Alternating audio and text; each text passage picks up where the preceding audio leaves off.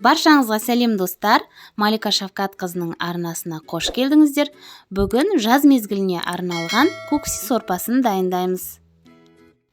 600 грамм етті ұзынша және жіңішке етіп турап аламыз. Оны жеке ыдысқа салып, үстінен 1 ас қасық соя тұздығын және 1 шай қасық қант салып, жақсылап араластырып, жарты сағатқа маринадтап қоямыз.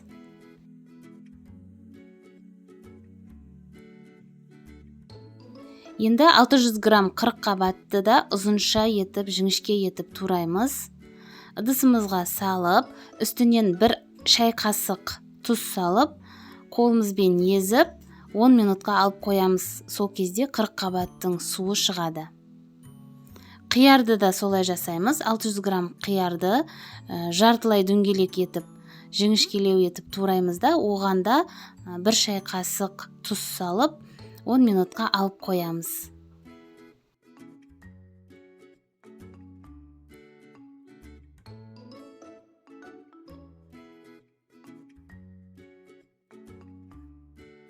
Келесі кезекте 5 жұмыртқаға 1 шай қасық сұйық май, 1 шай қасық тұз салып жақсылап араластырамыз. Сөйтіп 3-4 құймақты осылай пісіріп аламыз. Жұмыртқалық құймақ болып шығады. Піскеннен соң міндетті түрде суытып қою қажет. Осы аралықта көкөністердің суы шығып дайын болады. Суын езіп, жеке ыдысқа салып, 40 қабатпен қиярды біріктіріп салат жасаймыз.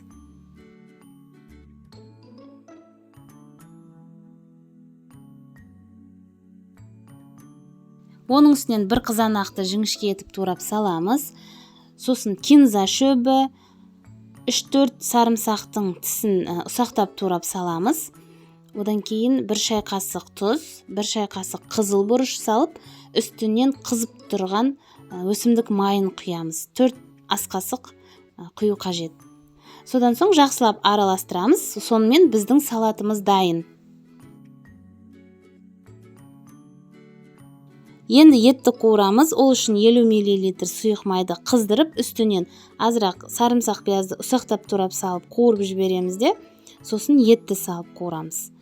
Еттің суы шығады, суы жаңағы тартылғанша жақсылап қуыру керек. Одан кейін үстінен пияз салып, сол пиязы қызарғанша қуырамыз. Етті бұқтырудың қажеті жоқ. Біз оны маринадтап қойғандықтан етіміз жұмсақ болып, әдемі болып піседі.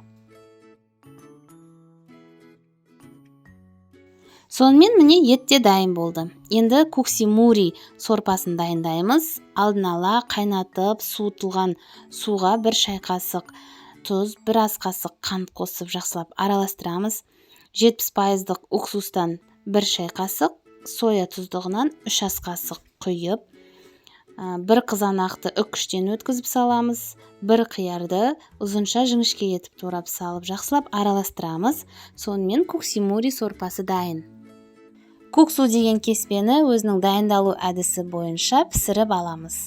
Сосын жаңағы пісірген жұмыртқалы құймақтарымызды осылай ұзынша етіп тураймыз. Енді сорпаны жинауға кірісеміз. Кеспені саламыз.